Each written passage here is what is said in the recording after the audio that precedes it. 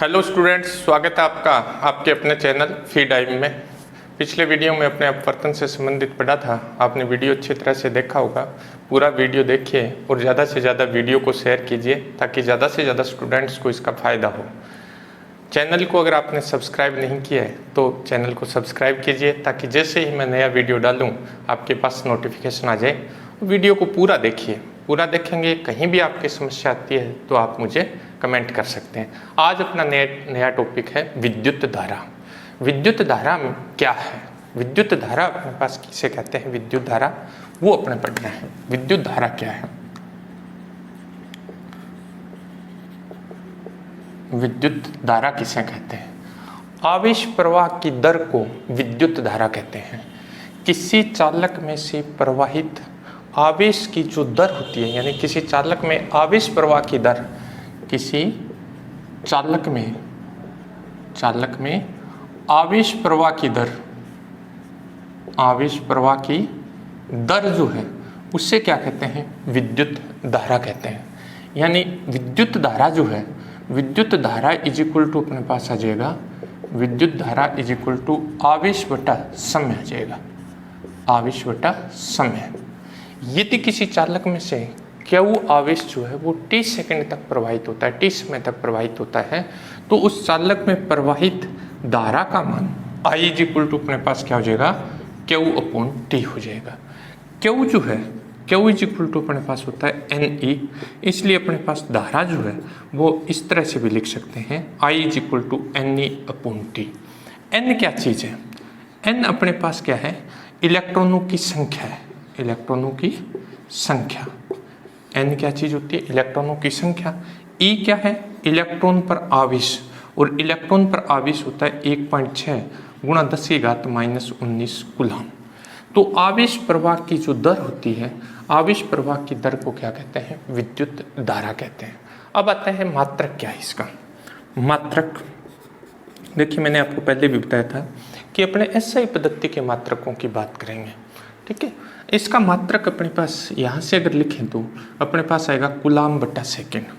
इसका मात्रक क्या आएगा, कूलाम प्रति सेकेंड। लेकिन ये SI पद्धति की मूल भौतिक राशि है, मूल भौतिक राशि है, और इसका मात्रक जो है वो एम्पियर है। इसका मात्रक जो है वो क्या है, एम्पियर है। ए से व्यक्त किया जाता है, ए से व्यक्त करते हैं।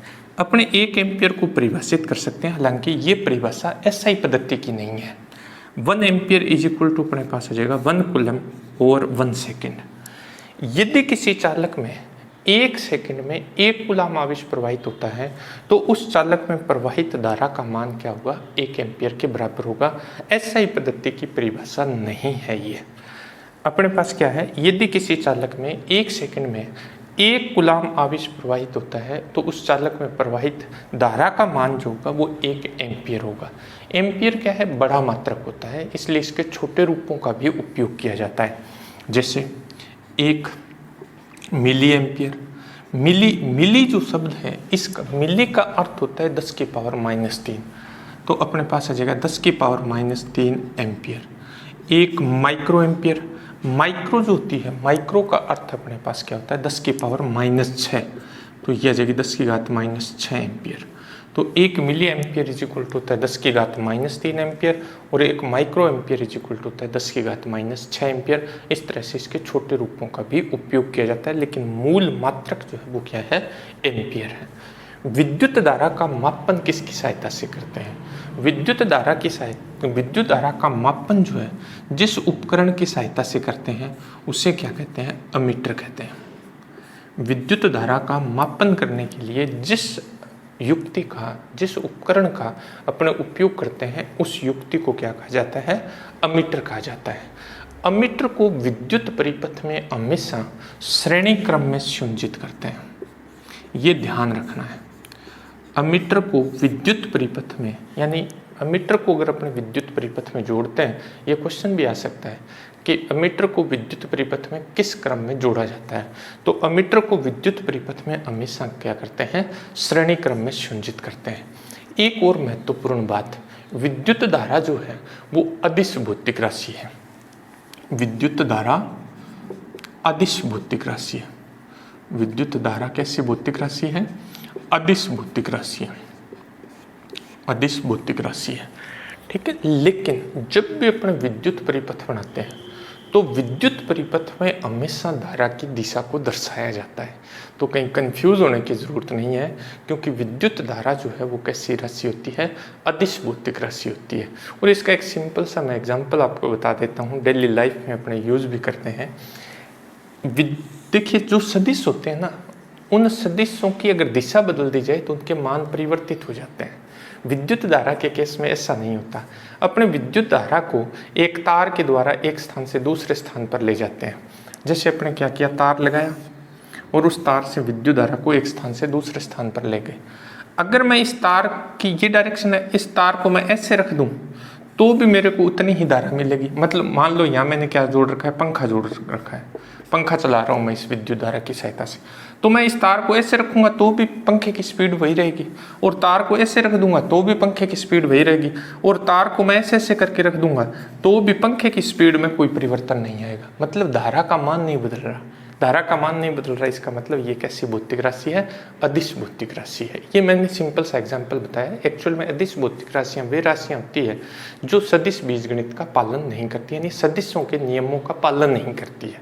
ठीक है, लेकिन एक सिंपल सा एग्जांपल है कि अपने पास दिशा बदलने से जिस भौतिक राशि का मान नहीं बदलता है वो अपने पास क्या होती है? अदिश भौतिक राशि होती है। तो ये था अपने पास क्या, विद्युत धारा क्या है। आवेश प्रवाह की दर को विद्युत धारा कहते हैं। मात्रक क्षेत्र से अपने को ध्यान में रखना। अब एक छोटा सा क्वेश्चन है कि एक कूलाम आवेश में कितने इलेक्ट्रॉन होते हैं? एक कूलाम आवेश में कितने इलेक्ट्रॉन या कितने इलेक्ट्रॉन मिलकर एक कूलाम का निर्माण करते हैं? यानी अपने पास एक सिंपल सा छोटा सा क्वेश्चन है। देखिए, एक कूलाम आवेश में कितने इलेक्ट्रॉन होते हैं? इलेक्ट्रॉन होते हैं एक कूलाम में। तो अपने पास फॉर्मूला है Q is equal to NE। अभी अपने देखा था Q इज इक्वल टू क्या है? NE। Q आवेश, N इलेक्ट्रॉनों की संख्या है, E इलेक्ट्रॉन पर आवेश है। तो अपने पास आवेश कितना है? एक कूलाम। तो Q का मान हो गया 1। N अपने को ज्ञात करना है। E अपने जानते हैं 1.6 × 10⁻⁻19 कूलाम। N ज्ञात कर लेते हैं।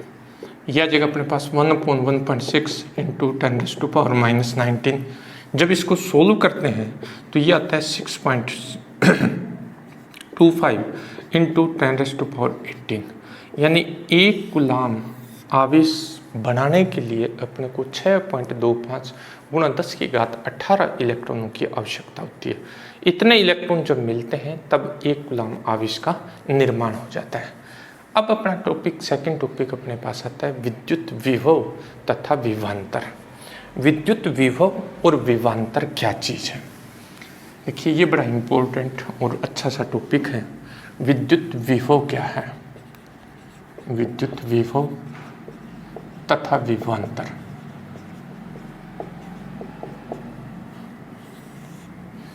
देखिए, विद्युत क्षेत्र जो होता है, विद्युत क्षेत्र को 3 प्रकार से दर्शाया जाता है। विद्युत क्षेत्र को 3 तरह से प्रदर्शित किया जा सकता है। कैसे? एक तो सदिश रूप में, ठीक है, एक ज्यामितीय रूप में और एक अदिश रूप में। विद्युत क्षेत्र जो होता है उसको व्यक्त करने के 3 तरीके होते हैं। एक होता है सदिश तरीका, एक होता है ज्यामितीय मतलब चित्र बना के दिखाना, और एक होता है अदिश तरीका। तो पहले अपने पास सदिश जो है, सदिश रूप में अपने विद्युत क्षेत्र को किससे व्यक्त करते हैं? सदिश रूप में अगर विद्युत क्षेत्र को व्यक्त करना है तो अपने विद्युत क्षेत्र की तीव्रता काम में लेते हैं, जो अपने विद्युत वाले में पढ़ा हुआ है। विद्युत क्षेत्र की तीव्रता एक ऐसी भौतिक राशि है जो विद्युत क्षेत्र को सदिश रूप में व्यक्त करती है। दूसरा है ज्यामितीय विद्युत क्षेत्र रेखा, विद्युत क्षेत्र रेखाएं। विद्युत क्षेत्र रेखाएं जो होती है वो क्या करती है? विद्युत क्षेत्र को ज्यामितीय रूप में व्यक्त करती है। तो अब रहेगी अदिश की बात, भी विद्युत क्षेत्र को अदिश रूप में। तो विद्युत विभव एक ऐसी भौतिक राशि है, विद्युत विभव एक ऐसी भौतिक राशि है जो विद्युत क्षेत्र को अदिश रूप में व्यक्त करती है। विद्युत विभव जो है वो क्या करती है? विद्युत क्षेत्र को अदिश रूप में व्यक्त करती है। यानी विद्युत विभव एक ऐसी भौतिक राशि है जो विद्युत क्षेत्र को क्या करती है, अदिश रूप में व्यक्त करती है। एक बात। सेकंड मोस्ट इंपॉर्टेंट, विद्युत विभव जो है, विद्युत विभव आवेश प्रवाह की दिशा का निर्धारण करता है। आवेश प्रवाह की दिशा का निर्धारण करता है। विद्युत विभव जो है वो आवेश प्रवाह की दिशा का निर्धारण करता है। आवेश किस तरफ प्रवाहित होगा, किधर प्रवाहित होगा, कैसे प्रवाहित होगा, वो सारा का सारा डिपेंड करता है किस पर, विभव पर। इसका पहले अपने एक एग्जाम्पल बात करते हैं। ठीक है, अपने को पता है कि पानी का जो प्रवाह होता है, पानी का प्रवाह हमेशा ऊपर से नीचे की तरफ होता है और ये पानी की मात्रा पर निर्भर नहीं करता है। देखिए, घर में एक टैंक है, छत पे लगा रखा हुआ टैंक है, टैंक पानी से पूरा भरा हुआ है। इसके द्वारा अपने पास क्या है, एक नल जुड़ा हुआ है इससे, और इस नल से अगर इसमें अपने पानी को इकट्ठा करें, नल को खोल दिया, पानी इसमें इकट्ठा होगा, ये टैंक खाली होता जाएगा, इसमें पानी बढ़ता गया, तो इसमें पानी जो है वो क्या हो जाएगा, बिल्कुल खाली हो जाएगा टैंक, और वो सारा का सारा पानी यहाँ आ जाएगा। क्यों? क्योंकि पानी का प्रवाह हमेशा किधर से किधर होता है, ऊपर से नीचे की ओर होता है। ये पानी की मात्रा पर निर्भर नहीं करता। अगर पानी की मात्रा पर निर्भर करता तो जिससे इसमें आधे से ज़्यादा पानी आ जाता तो पानी यहाँ ज़्यादा हो जाता, वो ऊपर तो नहीं गया अपने आप। तो पानी का प्रवाह हमेशा किस पर डिपेंड करता है, हाइट पर डिपेंड करता है, ऊंचाई पर निर्भर करता है। पानी हमेशा ऊपर से नीचे की तरफ बहता है। इसी तरह से ऊष्मा जो होती है, ऊष्मा हमेशा उच्च ताप से निम्न ताप की तरफ प्रवाहित होती है, उच्च ताप से निम्न ताप की ओर। यह भी ऊष्मा की मात्रा पर निर्भर नहीं करता है। इसका भी एक सिंपल सा एग्जांपल है। देखिए, अपने पास एक कप चाय है, ठीक है, आपने देखा होगा, थोड़ी देर बाद अपने देखते हैं तो ये चाय क्या हो जाती है, ठंडी हो जाती है। कहाँ गई इसकी ऊष्मा? इसकी ऊष्मा वातावरण में चली गई। जबकि वातावरण की ऊष्मा अगर अपने ज्ञात करते तो उसका मान ज्यादा था वातावरण की ऊष्मा का, लेकिन चली कहाँ गई? ये ऊष्मा थी कम, लेकिन इसका ताप उच्च था। तो उच्च ताप से वातावरण का ताप निम्न था, तो उच्च ताप से किधर चली गई? निम्न ताप की तरफ चली गई। तो ऊष्मा हमेशा उच्च ताप से निम्न ताप की तरफ प्रवाहित होती है। यह ऊष्मा की मात्रा पर निर्भर नहीं करता है। पानी हमेशा ऊपर से नीचे की तरफ प्रवाहित होता है, यह पानी की मात्रा पर निर्भर नहीं करता है। सेम सिचुएशन यहाँ है कि विभव जो है, विभव आवेश प्रवाह की दिशा का निर्धारण करता है। विभव जो है वो आवेश प्रवाह की दिशा का निर्धारण करता है। पॉजिटिव चार्ज जो होता है, क्योंकि चार्ज अपने पास दो प्रकार के होते हैं, पॉजिटिव चार्ज जो होता है वो हमेशा उच्च विभव से निम्न विभव की ओर प्रवाहित होता है, और नेगेटिव चार्ज जो होता है वो हमेशा निम्न विभव से उच्च विभव की ओर प्रवाहित होता है। यह आवेश की मात्रा पर निर्भर नहीं करता है। यानी आवेश का प्रवाह जो है उसका निर्धारण विभव करता है। पॉजिटिव चार्ज जो होता है वो हमेशा उच्च विभव से निम्न विभव की ओर प्रवाहित होगा, और नेगेटिव चार्ज जो होगा वो हमेशा निम्न विभव से उच्च विभव की ओर प्रवाहित होगा। यह प्रवाह जो है वो किस पर डिपेंड नहीं करता है, आवेश की मात्रा पर निर्भर नहीं करता है। ये था विभव के बारे में सामान्य जानकारी। अब आता है कि विद्युत विभव है क्या चीज़, इसकी परिभाषा क्या है, विद्युत विभव अपने कहें किसे, डेफिनेशन क्या है अपने पास। विद्युत विभव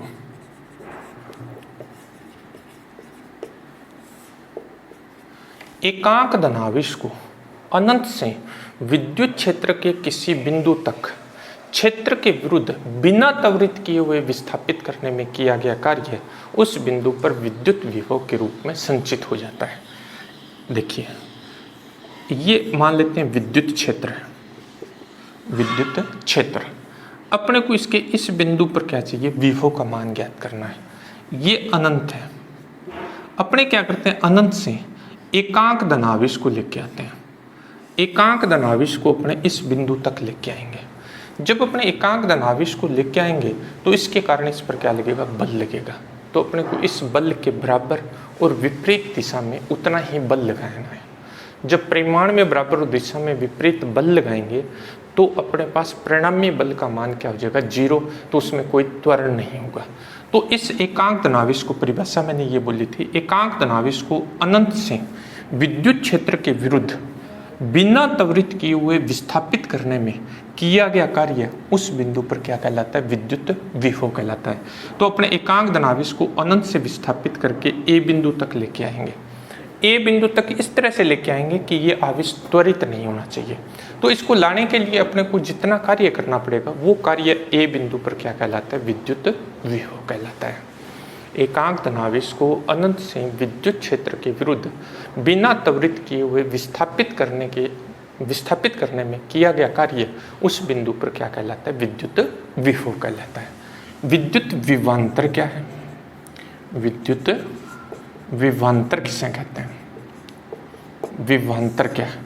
देखिए पहले तो इसका नाम है उसके अकॉर्डिंग एक परिभाषा बता देता हूँ आपको। विभवांतर, विभव प्लस अंतर, विभव प्लस अंतर। इसका मतलब ये हुआ कि विद्युत क्षेत्र के किन्हीं दो बिंदुओं के विभव में जो अंतर होता है, विद्युत क्षेत्र के किन्हीं दो बिंदुओं के विभव में जो अंतर होता है उस अंतर को क्या कहते हैं? विभवांतर कहते हैं। विद्युत क्षेत्र के किन्हीं दो बिंदुओं के विभव में अंतर को विभवांतर कहते हैं। दूसरी परिभाषा देखिए, ये अपने पास विद्युत क्षेत्र है, ठीक है। अपने क्या करते हैं? एकांक धनावेश को ए बिंदु से, विद्युत क्षेत्र के एक बिंदु से दूसरे बिंदु तक विस्थापित करते हैं। परिभाषा ये है, एकांक धनावेश को विद्युत क्षेत्र के एक बिंदु से दूसरे बिंदु तक क्षेत्र के विरुद्ध बिना त्वरित किए हुए विस्थापित करने में किया गया कार्य उन दोनों बिंदुओं के मध्य विभवांतर कहलाता है। तो अपने क्या करेंगे? एकांक धनावेश को एक बिंदु से दूसरे बिंदु तक विस्थापित करेंगे, इस तरह से विस्थापित करेंगे कि ये आवेश त्वरित नहीं होना चाहिए। तो इसको विस्थापित करने में अपने को जितना कार्य करना पड़ेगा वो कार्य इन दोनों बिंदुओं के मध्य क्या कहलाता है? विभवांतर कहलाता है। ये इसकी डेफिनेशन है। इसको थोड़ा सा और अपने डिटेल से कर देते हैं। अपने पास क्या है? ये विद्युत क्षेत्र है, ये अपने पास क्या है? विद्युत क्षेत्र है। ई से लिख देते हैं अपने। इसके अंदर अपने पास एक बिंदु ए है और एक बिंदु बी है। अपने क्या करते हैं? एक आवेश Q0 ले लेते हैं। Q0 आवेश को ए से बी तक विस्थापित करते हैं। अगर ए से बी तक विस्थापित करने में किया गया कार्य WAB हो, क्योंकि अपने एक Q0 आवेश को लेके आए हैं, Q0 आवेश को ए से बी तक विस्थापित किया तो अपने को कार्य करना पड़ा WAB। तो एकांक आवेश को विस्थापित करने में कितना कार्य करना पड़ेगा? WAB/Q0। विभवांतर की परिभाषा के अनुसार यह कार्य इन दोनों बिंदुओं के मध्य क्या होगा? विभवांतर होगा। तो VB minus VA is equal to अपने पास आ गया WAB/Q0। ये विभवांतर का अपने पास फॉर्मूला आ गया। गणितीय रूप में अपने पास विभवांतर आ गया VB minus VA is equal to WAB/Q0। अब इसी को अपने विभव में बदल देते हैं। विभव में कैसे बदल देंगे अपने? देखिए, ए बिंदु को अनंत पर मान लेते हैं। यदि ए अनंत पर है, ए बिंदु कहाँ स्थित है? अनंत पर स्थित है। अगर ए बिंदु अनंत पर है तो अनंत पर विभव का मान शून्य होता है। अनंत पर विभव जो है वो क्या होता है? 0 होता है। तो अपने पास VA का मान क्या हो जाएगा? 0 हो जाएगा। ये मान इस फॉर्मूले में रखें तो अपने पास आ जाएगा VB minus 0 is equal to W। अब अनंत हो गया, ए को कहाँ ले गए? अनंत पे। अनंत से B बटा Q0, यानी VB इज इक्वल टू अपने पास आ गया W अनंत से B बटा Q0। इन जनरल अगर इसको लिखें तो V इज इक्वल टू अपने पास आ जाएगा W/Q0। बड़ा इंपॉर्टेंट फॉर्मूला है, ठीक है। ये दोनों इंपॉर्टेंट फॉर्मूले हैं, ठीक है। इससे अपने पास क्या होता है? कार्य का मान ज्ञात कर सकते हैं। W इज इक्वल टू अपने पास आ जाएगा V/Q0, यानी कार्य जो होता है, कार्य बराबर अपने पास होता है, मैं पहले आवेश लिख देता हूँ, आवेश इंटू विभव, या कार्य बराबर जो अपने पास होता है वो होता है आवेश इंटू विभवांतर। आवेश इंटू विभवांतर। एक्चुअली में विभव भी विभवांतर ही है, लेकिन उसका अंतर किससे लिया गया? अनंत के विभव से लिया गया है, ठीक है। तो अपने पास क्या है? ये अगर ये फॉर्मूला यूज करना है तो डब्ल्यू ए बी अपने पास क्या आ गया, W A B is equal to आ जाएगा आवेश इंटू विभवांतर आ गया, ये वाला लिखा है। इस पे छोटा सा न्यूमेरिकल आ जाता है, बिल्कुल सिंपल सा न्यूमेरिकल। देखिए अपने पास क्या है, अपने पास विभव और विभवांतर के फॉर्मूले आ गए, V B minus V A is equal to अपने पास आ गया W A B upon Q zero, और v इज इक्वल टू अपने सिंपल सा लिख दिया था w बटा क्यू जीरो। सिंपल सा एक न्यूमेरिकल इस तरह से आ जाता है कि 5 कूलाम आवेश को, 5 कूलाम आवेश को एक बिंदु जिस पर विभव 10 वोल्ट है से दूसरे बिंदु जिस पर विभव 15 वोल्ट है तक विस्थापित करने में किया गया कार्य अपने क्या है कि एक 5 कूलाम आवेश था जिसको अपने ए बिंदु से, या एक बिंदु जिस पर विभव कितना है 10 वोल्ट है, दूसरे बिंदु जिसका विभव कितना है 15 वोल्ट है, वहां तक विस्थापित किया तो किया गया कार्य ज्ञात कीजिए। अपने पास क्या है फॉर्मूला देखिए, W A B is equal to अपने पास है क्यू जीरो इंटू अपने पास होता है V B minus V A, ये फॉर्मूला यूज कर रहे हैं अपने, ठीक है। तो अपने पास W is equal to Q zero 5 coulomb, तो ये आ गया 5, वी बी अपने पास है 15 वोल्ट, वी ए अपने पास है कितना 10 वोल्ट, तो ये अपने पास आ गया 5 इंटू 5 25 जूल, ये अपने को कार्य करना पड़ेगा। तो सिंपल सा इस पे न्यूमेरिकल भी आ सकता है। अब आता है इसका मात्रक क्या है, विभव और विभवांतर का मात्रक। विभव और विभवांतर का मात्रक क्या है, देखिए विभव और विभवांतर का मात्रक अपने इससे लिखेंगे, मात्रक सारे के सारे एसआई पद्धति के लिखेंगे अपने। ये देखिए कार्य का मात्रक होता है जूल, ये आवेश का मात्रक होता है कूलाम, तो विभव और विभवांतर का मात्रक है जूल बटा कूलाम, लेकिन इसे क्या कहते हैं वोल्ट कहते हैं, इसे क्या कहते हैं वोल्ट। तो विभव और विभवांतर का मात्रक क्या है वोल्ट है, विभव तथा विभवांतर का मात्रक क्या है वोल्ट है, ठीक है। 1 वोल्ट को आप परिभाषित कर सकते हो, 1 वोल्ट क्या चीज है, 1 वोल्ट वो जो अपने डेफिनेशन दी थी विभव की वही है, एकांक धनावेश को अनंत से विद्युत क्षेत्र के किसी बिंदु तक क्षेत्र के विरुद्ध बिना त्वरित किए हुए विस्थापित करने में किया गया कार्य अगर 1 जूल हो तो उस बिंदु पर विद्युत विभव का मान 1 वोल्ट के बराबर होगा। विभव और विभवांतर का मापन करने के लिए, विभव और विभवांतर का मापन करने के लिए वोल्टमीटर का उपयोग किया जाता है। किसका उपयोग करते हैं, वोल्टमीटर का उपयोग करते हैं। अब यहाँ ध्यान रखना है कि वोल्टमीटर हमेशा समांतर क्रम में संयोजित किया जाता है। वोल्टमीटर हमेशा किस क्रम में जोड़ते हैं, समांतर क्रम में जोड़ा जाता है। ये चीज़ अच्छी तरह से अपने को ध्यान रखनी है। अपने पास वोल्टमीटर का उपयोग करेंगे और वोल्टमीटर को हमेशा किस क्रम में जोड़ेंगे, समांतर क्रम में जोड़ेंगे। अच्छी तरह से याद रखना है, अमीटर था, अमीटर को श्रेणी क्रम में जोड़ा था, धारा का मापन करता है। वोल्टमीटर विभव और विभवांतर का मापन करता है और इसको हमेशा क्या करेंगे, परिपथ में समांतर क्रम में संयोजित करते हैं। अब अपने पास आता है विद्युत परिपथ। विद्युत परिपथ क्या चीज है, देखिए विद्युत परिपथ किसे कहते हैं, विद्युत परिपथ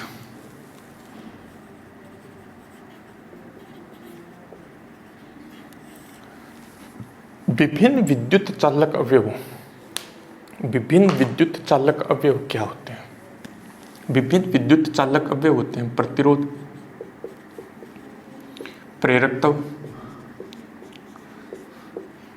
धारिता, विद्युत अवयव चालक अवयव अपने पास क्या है, प्रतिरोध है, प्रेरकत्व है, धारिता है, ठीक है। अब इसमें बहुत सारी चीजें अपने इंक्लूड कर सकते हैं। प्रतिरोध के रूप में अपने किसका उपयोग कर सकते हैं, धारा नियंत्रक का उपयोग कर सकते हैं, तो धारा नियंत्रक भी अपने पास हो जाएगा, ठीक है। इसमें अपने पास क्या जाएगा, धारा नियंत्रक भी है, ठीक है, धारा नियंत्रक का भी उपयोग कर सकते हैं। परिपथ में पूंजी का भी उपयोग करते हैं, ठीक है।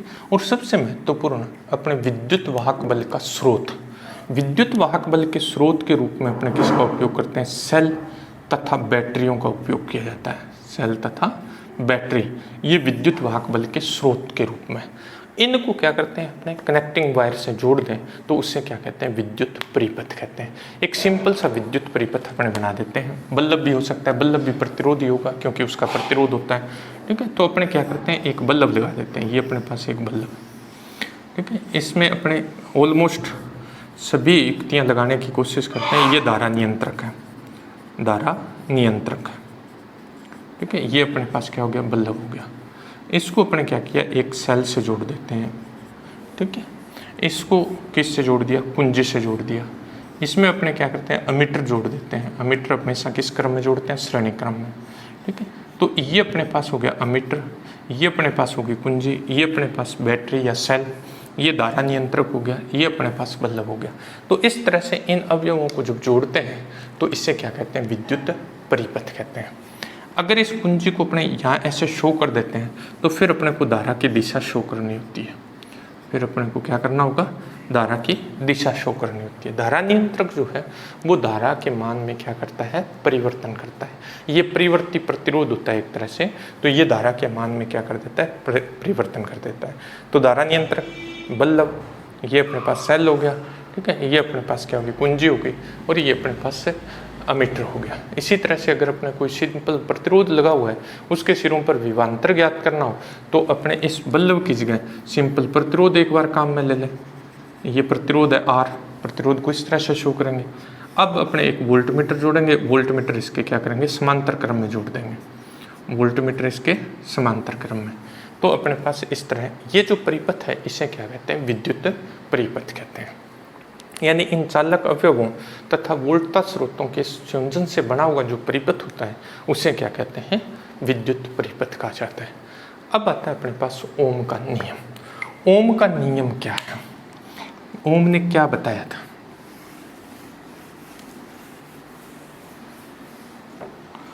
ओम का नियम,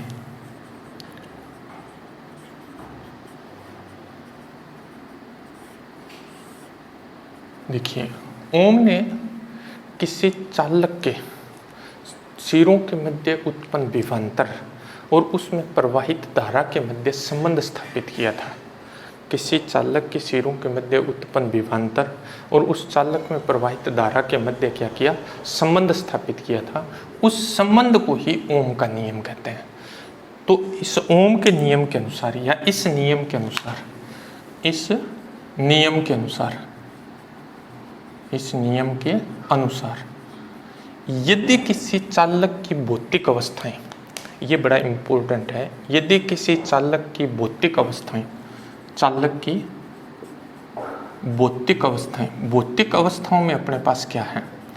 भौतिक अवस्था में अपने पास है उसका ताप है, उसका दाब है, उसका तनाव है, उसकी लंबाई है, उसका अनुप्रस्थ काट क्षेत्रफल है, अनुप्रस्थ काट क्षेत्रफल।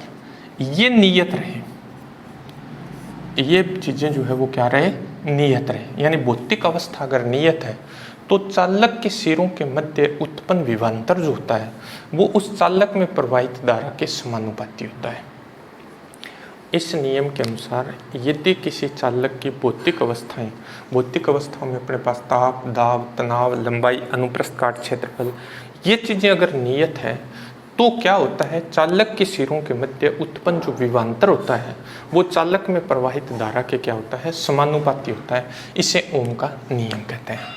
अब देखिए अपने पास क्या है? यदि किसी चालक के सिरों के मध्य वी विभवांतर लगाने से उस चालक में आई धारा प्रवाहित होती है। यदि चालक के सिरों के मध्य वी विभवांतर लगने से अगर आई धारा प्रवाहित हो तो उस चालक, तो ओम के नियम से V इज प्रोपोर्शनल टू क्या आ जाएगा? I, या V इज इक्वल टू अपने पास आ जाएगा IR, या R इज इक्वल टू अपने पास आ जाएगा V अपॉन I। R एक समानुपाती नियतांक है, R समानुपाती नियतांक है।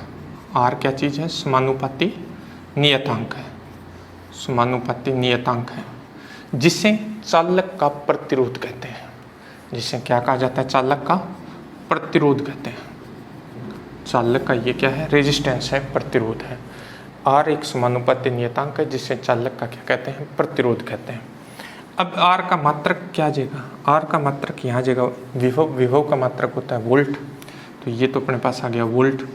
नीचे अपने पास है धारा का मात्रक अपने पास होता है एम्पियर, तो वोल्ट प्रति एम्पियर, इसे ओम कहते हैं, क्योंकि ओम ने नियम दिया था इसलिए ओम के सम्मान में इसका मात्रक क्या रख दिया गया, ओम रख दिया गया।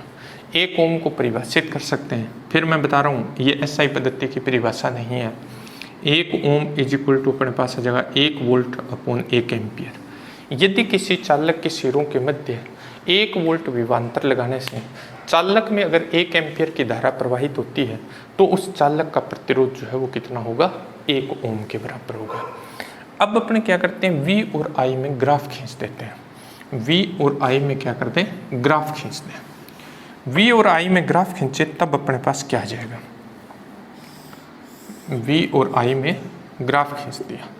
देखिए चालकों के लिए क्या होता है, निम्न ताप पर V और I में ग्राफ सरल रेखा आती है और मूल बिंदु में से गुजरती है। अपने पास ये, क्योंकि V is proportional to I, Ohm का नियम जब लागू होता है तो अपने पास इस तरह का ग्राफ आ जाता है। इस ग्राफ का अगर अपने ढाल ज्ञात करें, स्लोप ज्ञात करें, तो अपने पास ढाल क्या आ जाएगा, अपने पास इसको A नाम दे दें, इसको B, इसको C, तो अपने पास आ जाएगा समकोण त्रिभुज OBA में tan थीटा ज्ञात करेंगे। tan theta is equal to आ जाएगा लंब बट्टा अपने पास आ जाएगा आधार।